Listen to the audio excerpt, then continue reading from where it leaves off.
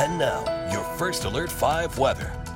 Well, happy Sunday. We've got a pretty active first week of May ahead. Storm number 1 actually arrives today into Monday. It will be cooler on Monday after that system moves through. Storm number 2 on the way for Wednesday into Thursday. And both of these storms will give us some wind, a little bit of precipitation across the state, some changing temperatures. So let's start with storm number 1. It's moving through the Rockies as we speak. This area of low pressure is going to gradually push towards the east today, where our winds are definitely going to pick up. So unfortunately, we do have red flag warnings returning in the areas that are driest. Across the region, we'll have wind gusts about 30 to 45 miles per hour today as a stronger jet stream approaches ahead of this storm. And we even have a chance of some thunderstorms in the plains and some mountain snow tonight. So a little bit of everything from this system. Red flag warnings encompass our mountain zones, the San Luis Valley, southern I-25, and that's where we could have the lowest humidity, less than 15%, and the strongest winds gusting up to 45 miles per hour. So speaking of the winds, we'll have a slight easterly component to those winds in the plains, allowing some better moisture and allowing those thunderstorms to develop.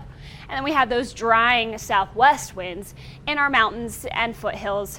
So that's going to be kind of a competing air mass where we have a difference in very dry air out west and a little bit more humid out east today, and quite windy across the board. So let's look at those thunderstorm chances, really highlighting 287, 385 for those thunderstorms to develop this afternoon. And they will be quite isolated in nature, following a line between about Springfield to Lamar and Kit Carson. And they could have some hail, stronger winds, and we cannot rule out a really brief spin-up tornado today. There's enough spin in the atmosphere, but it should be very short-lived. Now, this is going to allow some wraparound moisture to come over the Palmer Divide tonight. Plus, we are watching some of that wraparound moisture to bring some mountain snow showers as well.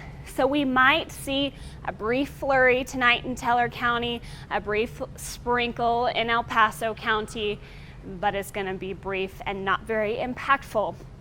Temperature-wise, we are starting in the 30s and 40s. And this afternoon is going to be nice, comfortable, once again, a little warmer than yesterday, to the 70s. And across the board, 60s, 70s, and 80s for us here in southern Colorado. So on the Super 7 day, we're going to be cooler tomorrow after the system moves in. We're going to stay windy Monday, Tuesday. Tuesday we get dry and windy, so fire danger becomes a concern. For Wednesday, I am tracking our next storm. Unfortunately, it's trending a bit north, which would leave us a little drier, but still isolated to scattered storms, showers possible. Overall, we'll become cooler with some clouds through Thursday. Next weekend looks quite warm. Pueblo, on your Super 7 day, I want to highlight the fact that we're getting dry and windy again Tuesday. That's going to be our main fire danger day across the entire region. And again, you have that isolated thunderstorm and rain shower chance for Wednesday and Thursday's storm. Canyon City, windy or breezy for the next several days. 60s return for Wednesday, Thursday with those isolated rain and thunderstorm chances. 80s return for next weekend.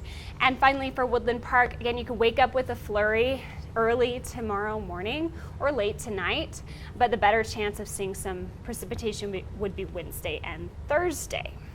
So the dates that a lot of folks are probably looking at on the calendar, Cinco de Mayo coming up. I would imagine a lot of people are having to decide, am I going to go somewhere maybe with a patio or something? But it looks like you may want to look for somewhere inside possibly. Yeah, it's going to be a little cooler that day, so it depends on your tolerance maybe of the chilly air, but 60s for Cinco de Mayo, and then Mother's Day is going to be pretty warm for us. Okay, so stay tuned. It looks like there's a lot of moving parts in that forecast. Yes, there is. Awesome. Thank you, Alex.